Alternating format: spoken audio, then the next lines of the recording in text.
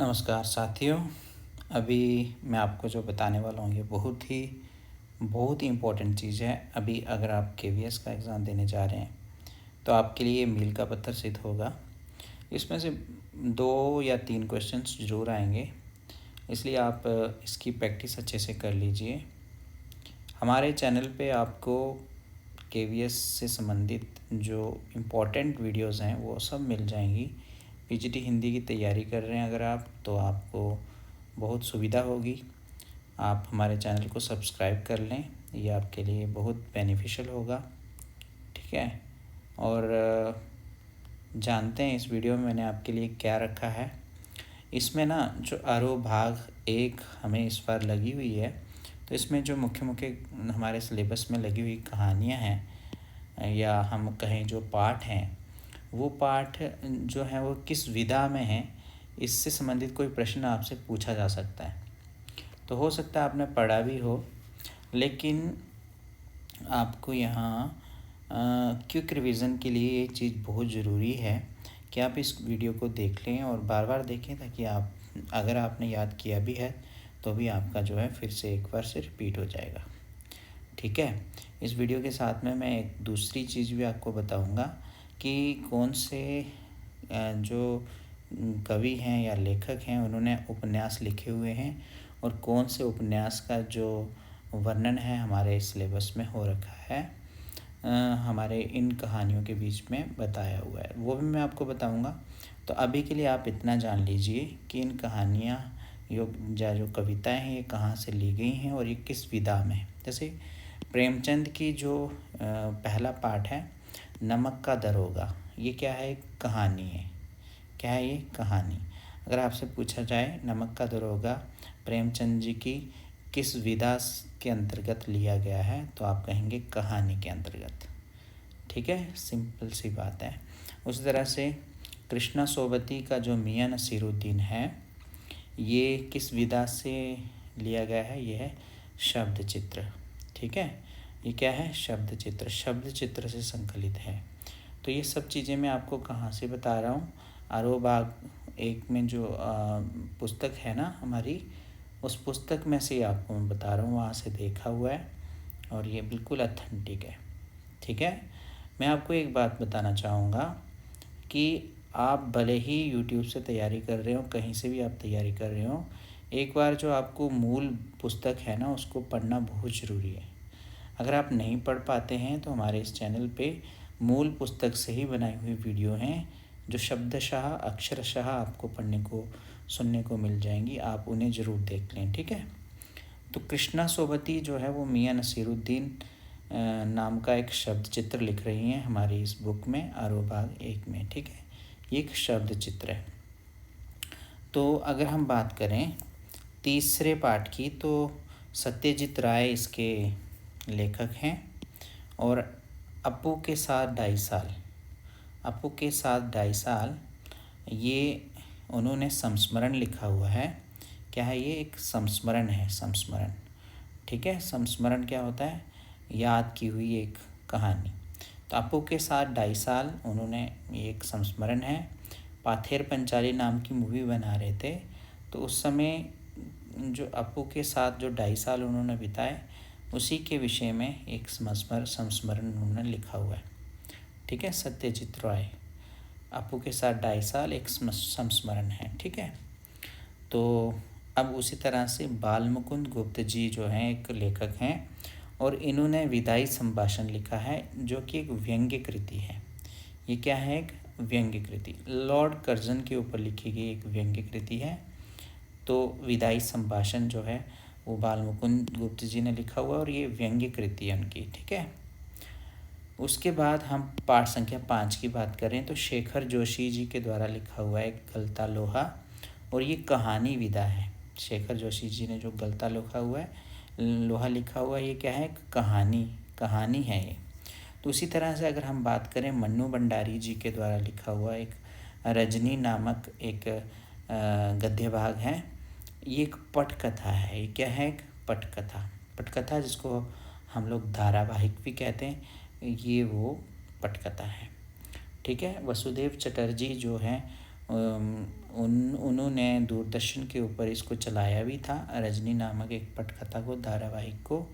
तो मन्नू भंडारी जी के द्वारा जो है ये लिखी गई है, क्या, रजनी नामक पटकथा। उसी तरह से अगर हम बात करें कृष्णचंद्र जी की, तो कृष्णचंद्र जी एक लेखक हैं। जामुन का पेड़ नामक एक हास्य व्यंग्य कथा इन्होंने लिखी है। तो जामुन का पेड़ क्या है, कौन सी विधा है कहानी की, तो ये है एक हास्य व्यंग्य कथा। ठीक है।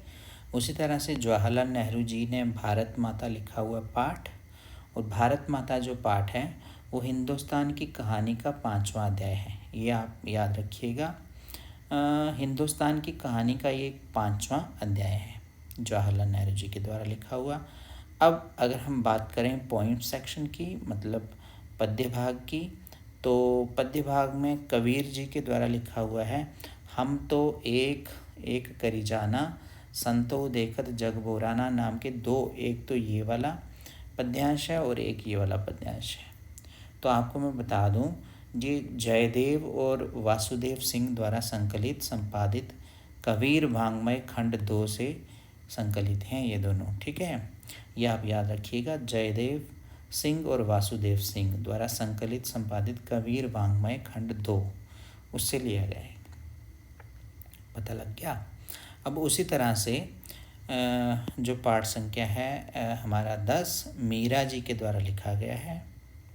मेरे तो गिरधर गोपाल दूसरो न कोई, उसी तरह से पग घुंघरू बांध मीरा नाची। तो ये नरोत्तम दास जी हैं, नरोत्तम दास स्वामी जी, उनके द्वारा मीरा मुक्तावली से संकलित है। ठीक है, मेरे तो गिरधर गोपाल दूसरो न कोई, तो कहाँ से है, नरोत्तम दास स्वामी जी द्वारा। उसी तरह से है हमारे पास भवानी प्रसाद मिश्र जी, इनके द्वारा लिखा हुआ एक कविता है जिसका नाम है घर की याद। तो ये कविता ही है, इसमें कुछ ज़्यादा आपको याद नहीं रखना है। तो भवानी प्रसाद मिश्रा जी ने घर की याद कहाँ से लिया है, एक कविता है, पूरी संपूर्ण कविता है अपने आप में। उस तरह से पाठ संख्या 12 देखेंगे, ये त्रिलोचन जी ने लिखा हुआ है, कवि हैं त्रिलोचन जी। चंपा काले अक्षर नहीं चीनती नाम की एक कविता है, और ये कविता धरती संग्रह से संकलित है हमारे यहाँ पर। ठीक है, धरती संग्रह, कविता धरती संग्रह से ली गई है। ठीक है। उसी तरह से अगर हम बात करें पाठ संख्या 13 की, तो दुष्यंत कुमार जी के द्वारा ये विरचित पाठ है जिसका नाम है गज़ल। और ये गज़ल जो है इसका कोई शीर्षक नहीं है, ऐसा कहते हैं कि गज़लों का कोई शीर्षक नहीं होता, और फिर भी ये जो गज़ल संग्रह है उनके द्वारा लिखा हुआ साए में धूप, उससे ये लिया गया है। ठीक है, गज़ल। अब बात करते हैं हम लोग अक्क महादेवी जी के द्वारा लिखा हुआ वचन। अब अक्क महादेवी जी जो थी वो वचन सौरभ नाम का या स्पीक ऑफ शिवा नाम के उनके द्वारा लिखे गए वचन थे, जिसको अंग्रेजी से हिंदी में अनुवाद किया है केदारनाथ सिंह जी ने। किसने अनुवाद किया है, केदारनाथ सिंह जी ने। तो अक्क महादेवी जी के वचन जो हैं वो, ठीक है, उनका अंग्रेजी में अनुवाद किया, अंग्रेजी से हिंदी में अनुवाद किया केदारनाथ सिंह जी ने। अब उसी के बाद हम आप बढ़ते हैं आगे। ये 15वां पाठ है। पास जो हमारे एक बहुत बड़े कवि हैं, उन्होंने कविता लिखी हुई है सबसे खतरनाक। ये कविता ही है, इसमें कोई संशय नहीं है, ये कविता ही है, अपने आप में एक पूरी कविता है। ठीक है, समझ में आ गया। तो इस वीडियो में ज़्यादातर मैंने आपको, अभी तक तो आपने देख ही लिया होगा, मैंने आपको ये सब बताया है। ठीक है, अब इसके अलावा मैं आपको बताता हूँ कि जो अपने प्रेमचंद जी हैं, कृष्णा सोबती जी हैं, सत्यजीत रॉय जी हैं, इन्होंने कौन कौन से उपन्यास लिखे हैं, ऐसा भी पूछा जा सकता है ना कि बताइए जो मुंशी प्रेमचंद जी हैं इनके द्वारा लिखा गया